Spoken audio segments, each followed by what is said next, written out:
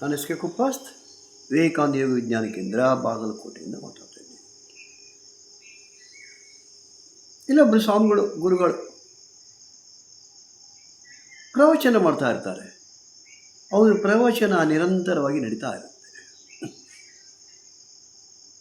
ವಚನಗಳಿರ್ಬೋದು, ದಾಸರ ಪದಗಳಿರ್ಬೋದು, ಭಗವದ್ಗೀತೆ ಇರ್ಬೋದು, ಬೇರೆ ಬೇರೆ ವಿಷಯಗಳನ್ನು ತಗೊಂಡು ಅವ್ರದ್ದು ಪ್ರವಚನ ನಡೀತಾ ಇರುತ್ತೆ. ಸಾಕಷ್ಟು ಜನ ಆ ಪ್ರವಚನದಲ್ಲಿ ಭಾಗವಹಿಸ್ತಿರ್ತಾರೆ, ಬರ್ತಾರೆ. ಸಾಕಷ್ಟು ಜನ ಊರೊಳಗೆ ಜನ ಕೇಳಿ ಬರ್ತಾರೆ. ವಾಪಸ್ ಹೋಗಬೇಕಾದ್ರೆ ಕತ್ಲಾಗಿರುತ್ತೆ ಮನೆಗೆ ಹೋಗಬೇಕಾದ್ರೆ. ಅದಕ್ಕೆ ಕೆಲವು ಜನ ಕೇಳ್ತಾರೆ, ಗುರುಗಳ ಜೊತೆಗೆ ಪ್ರವಚನ ಮುಗಿದ ನಂತರ ಮಾತಾಡ್ತಿರ್ಬೇಕಾದ್ರೆ, ಗುರುಗಳೇ ದಿವಸ ಯಾಕೆ ಪ್ರವಚನಕ್ಕೆ ಬರಬೇಕು? ಯಾವಾಗ ಒಂದು ಸಲ ಕೇಳಿದರೆ ನಡೆಯಂಗಿಲ್ಲೇನು? ಅಥವಾ ನೀವು ಹೇಳ್ತೀರಿ ವಚನಗಳು, ಗೀತೆಗಳನ್ನು ಇವನ್ನು ಓದಬೇಕು, ದಿವಸ ಓದಬೇಕು ಅಂತ. ದಿವಸ ಓದಲಿಕ್ಕೆ ಟೈಮ್ ಸಿಗಲ್ಲ ನಮಗೆ. ಯಾವಾಗಾದ್ರೂ ಒಂದು ದಿವಸ ಮೇಲಿನ ಮೇಲೆ 2-3 ಸಲ ಓದಿದ್ರೆ ನಡೆಯಂಗಿಲ್ಲೇನು ಅಂತ ಕೇಳ್ತಾರೆ. ಅದಕ್ಕೆ ಗುರುಗಳು ಅವ್ರಿಗೊಂದು ಉದಾಹರಣೆಯನ್ನು ಹೇಳ್ತಾರೆ.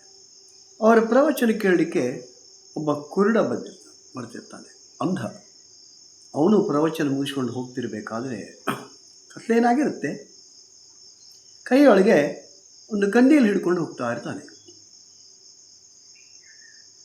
ಉದ್ದೇಶ ಏನಪ್ಪ ಅಂದರೆ, ಎದುರಿಗೆ ಯಾರಾದರೂ ಬಂದರೆ ಅವರು ತನಗೆ ಡಿಕ್ಕಿ ಹೊಡಿಬಾರ್ದು, ಕಂಡೀಲನ್ನು ನೋಡಿ ಡಿಕ್ಕಿ ಹೊಡಿಬಾರ್ದು ಅಂತ ಅವನ ಉದ್ದೇಶ. ಅದಕ್ಕೆ ಕಂಡೀಲು ಹಿಡ್ಕೊಂಡು ಹೋಗ್ತಿರ್ತಾನೆ. ದಿವಸ ಅದೇ ಥರ ಹೋಗ್ತಿರ್ತಾನೆ. ಒಂದು ದಿವಸ ಏನಾಗುತ್ತೆ, ಎದುರಿಗೆ ಬರ್ತಕ್ಕಂಥ ಒಬ್ಬ ವ್ಯಕ್ತಿ ಅವನಿಗೆ ಡಿಕ್ಕಿ ಹೊಡೆದ್ಬಿಡ್ತಾನೆ. ಅದಕ್ಕೆ ಆ ಕುರುಡ ಅವರಿಗೆ ಕೇಳ್ತಾನೆ, ಏನಪ್ಪ ನನಗೆ ಕಣ್ಣು ಕಾಣಂಗಿಲ್ಲ, ಸೊ ನೀನು ಕಂಡಿದ್ದವನು, ನೀನು ಇದೇ ಹಾಗೆ ನನಗೆ ಡಿಕ್ಕಿ ಹೊಡಿತಿ. ಅದಕ್ಕೆ ಯಾರು ಡಿಕ್ಕಿ ಹೊಡೆದಿದ್ರೋ ಆ ಗೃಹಸ್ಥ ಹೇಳ್ತಾನೆ ಅವನಿಗೆ, ಇಲ್ಲ ಬರೋಬ್ಬರಿ ನೀನು ಹೇಳ್ತಾ ಇರೋದು, ಆದರೆ ಇವತ್ತು ನಿನ್ನ ಕಂಡೀಲಿನ ದೀಪ ಹತ್ತಿಲ್ಲ. ಅದಕ್ಕೆ ಇನ್ನು ಪ್ರತಿ ದಿವಸ ಏನು ಮಾಡಬೇಕು, ಆ ಬತ್ತಿಯನ್ನು ತಿಕ್ಕಿ ಹಾಕಬೇಕು. ಪ್ರತಿ ದಿವಸ ಅದಕ್ಕೆ ಎಣ್ಣೆಯನ್ನು ಹಾಕ್ಕೊಂಡು ಬಂದರೆ ಸೊ ನಿಂಗೆ ಸಮಸ್ಯೆ ಇರಲ್ಲ, ಯಾರು ಡಿಕ್ಕಿ ಹೊಡೆಯಲ್ಲ. ಅವಾಗ ಅನಿಸುತ್ತೆ, ಹೌದಲ್ಲ, ನಾನು ಅದನ್ನು ತಿಕ್ಕಿನೂ ಇಲ್ಲ, ಎಣ್ಣೆನೂ ಹಾಕಿಲ್ಲ, ಅದಕ್ಕೆ ಈ ಪ್ರಾಬ್ಲಮ್.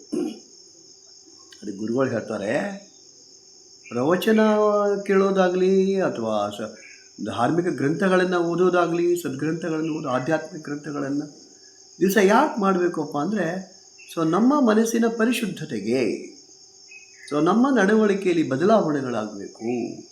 ಹೊರಗಡೆ ತಾಮಸಿಕ ಪ್ರವೃತ್ತಿಗಳಿಗೆ ನಾವು ಬೀಳಬಾರ್ದು. ಅದಕ್ಕೆ ಸೊ ನಿರಂತರವಾಗಿ ನಿತ್ಯ ನಾವು ಈ ಕೆಲಸವನ್ನು ಮಾಡಬೇಕಾಗುತ್ತೆ. ಸೊ ನಮ್ಮ ಜೀವನ ಜ್ಯೋತಿಯನ್ನು ಜಾಗೃತವಾಗಿಡಬೇಕಾಗುತ್ತೆ.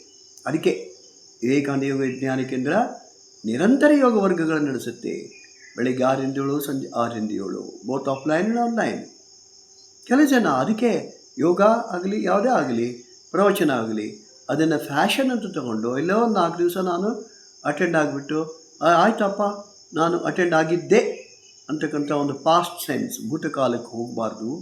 ಸೊ ನಿರಂತರ ಯೋಗ ವರ್ಗಗಳಲ್ಲಿ ಅಥವಾ ಪ್ರವಚನಗಳಲ್ಲಿ ಭಾಗವಹಿಸ್ತಾ, ಸೊ ನಮ್ಮಲ್ಲಿ ಒಂದು ಸಂಸ್ಕಾರವನ್ನು ಬೆಳೆಸ್ತಾ, ಅದಕ್ಕೆ ಎಡಿಕ್ಷನ್, ಸೊ ಅದಕ್ಕೆ ನಾವು ಒಳಗಾದ್ವಿ ಅಂದರೆ ಹೊರಗಡೆ ತಾಮಸಿಕ ಪ್ರವೃತ್ತಿಗಳಿಂದ ಈ ಒಂದು ಸದ್ಭಾವನೆ ಇರತಕ್ಕಂಥ ದಾರಿಯಿಂದ ನಾವು ವಿಮುಖ ಆಗೋಲ್ಲ. ಬನ್ನಿ ನಮ್ಮ ಯೋಗ ವರ್ಗಗಳಲ್ಲಿ ಭಾಗವಹಿಸಿ. ಮತ್ತು ನಮ್ಮದೇ ಯೂಟ್ಯೂಬ್ ಚಾನಲ್ ಇದೆ, ವಿವೇಕಾನಂದ ಯೋಗ ವಿಜ್ಞಾನ ಕೇಂದ್ರ ಬಾಗಲಕೋಟೆ, ಅದಕ್ಕೆ ಸದಸ್ಯರಾಗಲಿ. ಧನ್ಯವಾದಗಳು.